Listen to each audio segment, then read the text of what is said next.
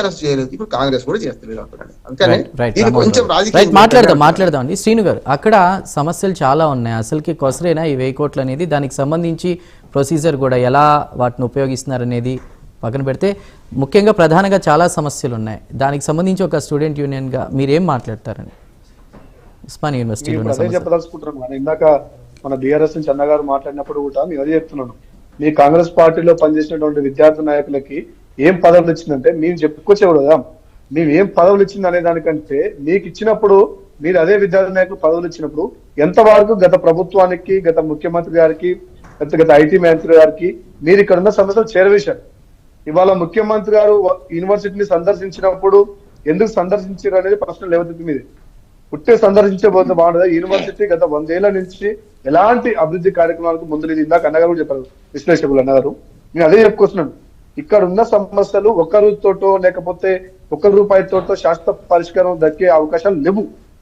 గడిచిన 100 ఏళ్ల నుంచి ఇక్కడ అనేక సమస్యలు మీరు నమ్మరు కానీ 70 ఏళ్ల క్రితం 50 ఏళ్ల క్రితం ఎస్టాబ్లిష్ అయినటువంటి హాస్టల్స్ అవి ఎట్లుంటాయి అంటే మీకు మీ దృష్టిలో ఉంటాయిలేవో రేకుల కొట్టాల కంటే ఘోరంగా ఉంటాయి. గొర్రెలు లేకపోతే గుర్రాలు కట్టేసినటువంటి కొట్టాలలో ఇక్కడ యూనివర్సిటీ విద్యార్థి నాయకులు చదువుకుంటారు. ఇది వాస్తవాలు. ఇందాక అన్నగారు చెప్తున్నాను, అందుకోసం ఓపెన్ చెప్తున్నాను. యూనివర్సిటీలో నేటికి కూడా అధునాతనమైన భవనాలు కావచ్చు, లేకపోతే ఒక బిల్డింగ్ అట్మాస్ఫియర్ లో ఉన్నటువంటి ఎలాంటి వసతి గృహాలు ఉండేవి.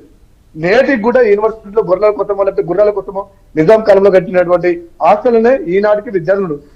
వీటికి ఒక శాస్త్ర పరిస్థితులు అంటే ఎవరో ఒకరు ముందుకు రావాలి.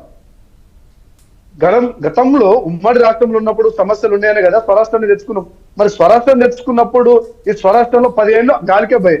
దాని గురించి ఎవరు ప్రస్తావన లేదు.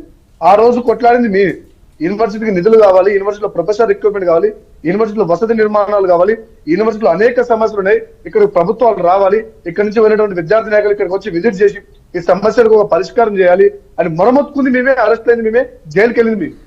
దానికి ఎలాంటి ఆన్సర్బుల్ గా సమాధానం రాలేదు.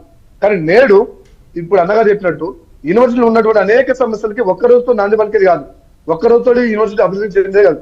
ఎస్, తెలంగాణ రాష్ట్రంలో ఉన్నటువంటి ఉస్మానియా, కాకతీయ, మహాత్మా, శాతవాహన, తెలుగు యూనివర్సిటీగా అనేక యూనివర్సిటీలో కూడా నిధులు కావాలి, యూనివర్సిటీలో డెవలప్మెంట్ కావాలి. ఇవాళ తెలంగాణలో ఉన్నటువంటి 9కి పైగా ఆ రాష్ట్ర యూనివర్సిటీలలో 90% పైగా అట్టడుగు వర్గాలకు సంబంధించిన బడుగు వెలిగిన వర్గాలకు సంబంధించిన విద్యార్థులు మాత్రమే అడ్మిషన్ కొట్టుకొని వస్తున్నారు. సో వాళ్ళకి నైపుణ్యానికి సంబంధించినటువంటి విద్య ప్రామాణికంతో ఒక నాణ్యతతోటి మనం అందిస్తే కనుక భవిష్యత్తులో ఇలాంటి యూనివర్సిటీలు చదువుకున్న వాళ్ళు విద్యార్థులు మేధావులు అవుతారు, సైంటిస్టులు అవుతారు, ప్రభుత్వ ఉద్యోగాలు సాధిస్తారు, రాజకీయాలకు ముందుకెళ్తారు. ప్రతి ఒక్కదానికి యూనివర్సిటీలు అనేది కేంద్రం, ఒక యంత్రాంగం. ఆ యంత్రాంగాన్ని ఒక నాణ్యత రూపంలో ముందుకు తీసుకెళ్తేనే విద్యార్థులకు భవిష్యత్తు ఉంటుందని చెప్పేసి కూడా రాష్ట్ర ప్రభుత్వం, ప్రజాప్రభుత్వం మొదటి నుంచి కూడా అదే ఆలోచనతో ఉంది. కాబట్టి ఒక డిగ్రీ చేసిన విద్యార్థి అలా బయటకు వెళ్తే తన నైపుణ్యాన్ని, తన తెలివిని, తన కమ్యూనికేషన్ ని నిరూపించుకునే విషయంలో ఫెయిల్ అవుతుంది. కాబట్టి ఇలా ప్రజాప్రభుత్వం ఒక స్కిల్ యూనివర్సిటీని కూడా తీసుకురావాలనే ఆలోచనతో కూడా ఇలా శంకుస్థాపన చేసుకుందని కూడా మనం చూస్తున్నాం.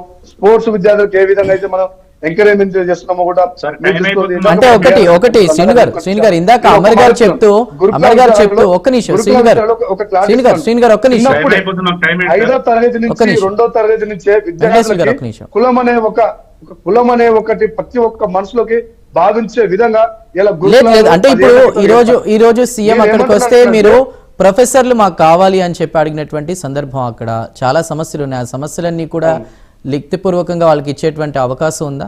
వాస్తవంగా ఇప్పుడు అఫీషియల్ స్టేజ్ మీద ఆర్ట్స్ కాలేజ్ ప్రిన్సిపాల్ అయినటువంటి కాసిం సార్ కూడా ఇక్కడ యూనివర్సిటీలో ప్రొఫెసర్ల కొరత ఉందని చెప్పేసి జగన్ గత పాలకులు ఎవరు పట్టించుకోలేదు. ఎందుకు నిర్లక్ష్యానికి సీఎం అవుతున్నట్టు రేవంత్ కూడా ఓపెన్ స్టేట్మెంట్ ఇచ్చారు. ఏమని ఇచ్చారు?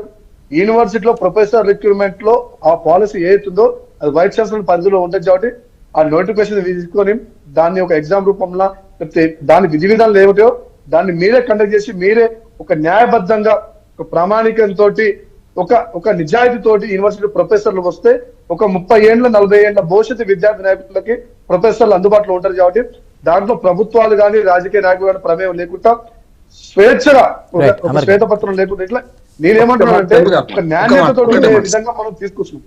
రెండోది ఇందాక అన్నగారు సమయం లేదు, మళ్ళీ వస్తాం మీ దగ్గరికి.